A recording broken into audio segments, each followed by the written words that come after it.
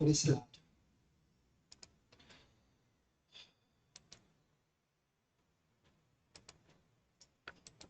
Mas para mim, a única razão porque ele começa com essa oração, porque se ele não orasse pedindo perdão, porque Deus nunca deixou de ouvir o seu filho, o Pai nunca deixou de ouvir o seu filho. Quando você olha, em especial o Evangelho de João, quantas vezes ele se referia a Deus como Pai, e esse é o ponto mais importante para ele, Pai. Porque Pai é a sua identidade, Pai é a sua filiação, Pai é a sua comunhão, Pai é a sua vida. O Pai era o seu tudo. Então, quando aqui na cruz, mesmo sendo dilacerado, injustamente crucificado, carregando todos os nossos pecados, Satanás parecia que estava triunfando. Tanta injustiça, tanto mal, tanta crueldade, tanta perversidade contra o autor da vida. Senhores, o que aconteceu lá está acontecendo agora, espiritualmente. É a mesma coisa. Talvez até pior. Aquele que não conheceu o pecado, mas ele se colocou na condição de julgado no nosso lugar. Pense bem, irmãos. Ele começa com essa palavra, mas eu vou dizer isso depois. Aí você vê que o povo estava ali, versículo 35, tudo observado. Aliás, volte-me o versículo 34. Contudo, Jesus dizia: Pai, perdoa-lhes, porque não sabem o que fazem. Então, repartindo as vestes dele, lançaram sorte. E o povo está ali, tudo observava. Também as autoridades zombavam e diziam: salvou os outros e a si mesmo não se salvou. Se é de fato o Cristo de Deus, o escolhido. Igualmente os soldados escarneciam. Imagine ele vendo tudo isso, irmãos. Ele contemplando tudo isso. Ele sentindo a mais agonizante das dores. Seus braços esticados, suas mãos cravadas, seus pés flexionados, seus joelhos flexionados, seus pés cravados naquela cruz. Nossa Senhora. Quem já sentiu uma dor assim? Nossa. Quem aqui já sentiu uma dor assim? Ninguém. E ficar pendurado 6 horas numa cruz, sustentado por pregos. Quem aqui? Depois de passar Misericórdia. toda uma noite sendo injustiçado. Quem já sentiu tamanha injustiça? Quem? Quem aqui já passou por isso? As pessoas reclamam por Quem tropeçar na aqui banana. pôde sentir chicotadas, que era um chicote chamado flagelo, que tinha 4 pontas de osso e 4 de chumbo, que dilacerava a carne? Quem aqui já sentiu uma dor assim? Nenhum de nós. Tem gente que nem ouve o que está sendo falado aqui. Não suporta. Sabe por que não suporta? Sabe por que não aguenta falar, ouvir? Para não cair na real. Sabe quem é que impede que essa pessoa ouça? O anticristo. Que é, a pessoa quer fazer a vontade dela é escutar isso. A vontade dela é saber que Jesus Cristo tem mais amor por ela do que ela própria. Mas ele sentiu por nós. Ele sentiu no meu lugar. Para que você nunca fosse para o inferno. Ele passou tudo isso por você. Nós Se você nascemos fosse de a única novo. pessoa perdida nesse mundo, ele teria feito tudo por você, da mesma forma que fez. Pai, perdoa-lhes. Então, a primeira ponto que eu quero mostrar para vocês aqui, tem pelo menos 3 pontos significativos. Eu quero mostrar o primeiro. A consciência da filiação. A consciência da filiação. Essa foi a palavra que saiu dos seus lábios, a primeira. Essa palavra foi apropriada. Os sofrimentos que estava experimentando, toda a dor que ele estava experimentando, toda a injustiça que ele estava sofrendo, não foram capazes de colocar dúvida que o pai estava no trono da glória.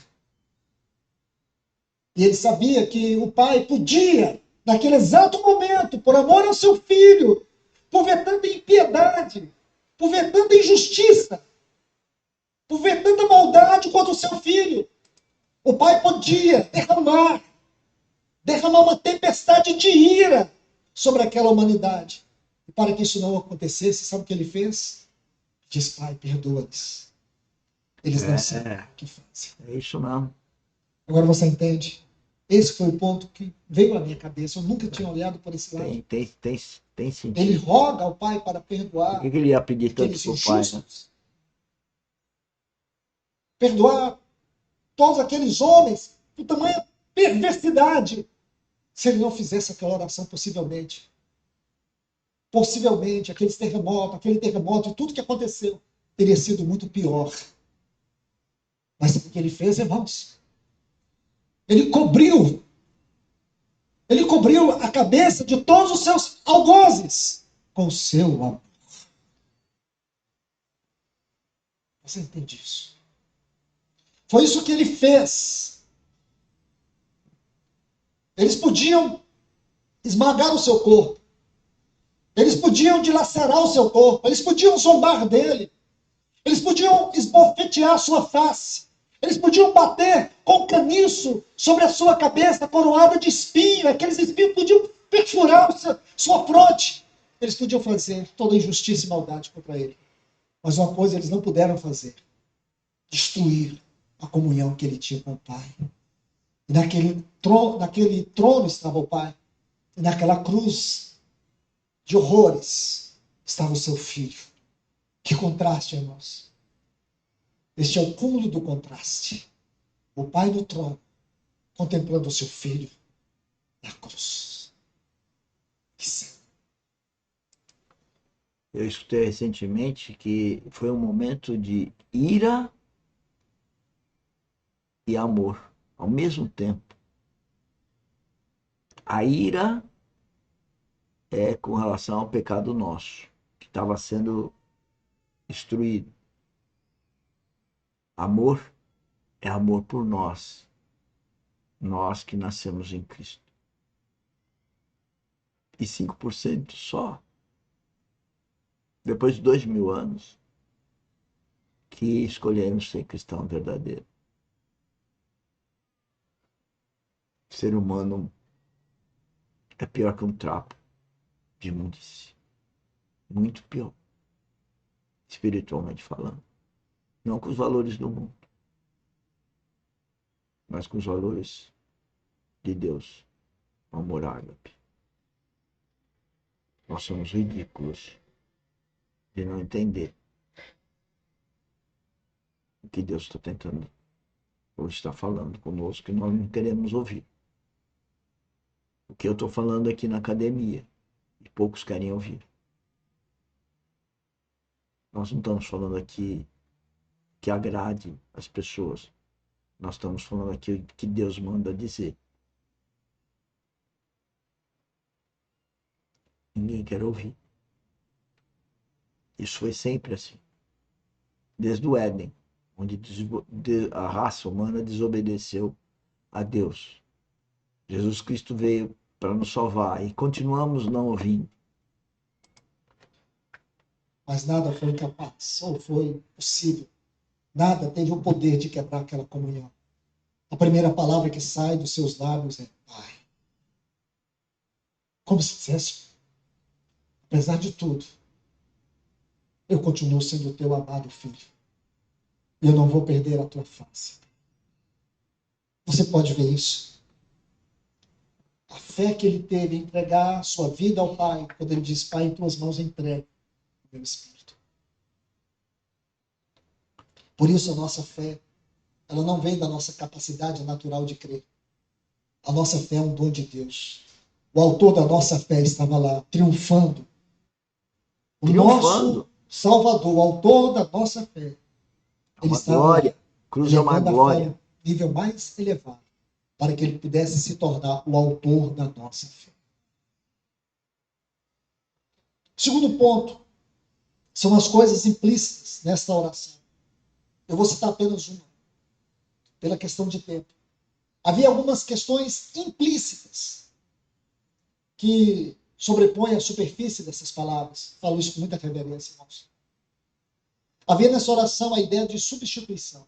Você pode ver. Havia aqui uma ideia de substituição.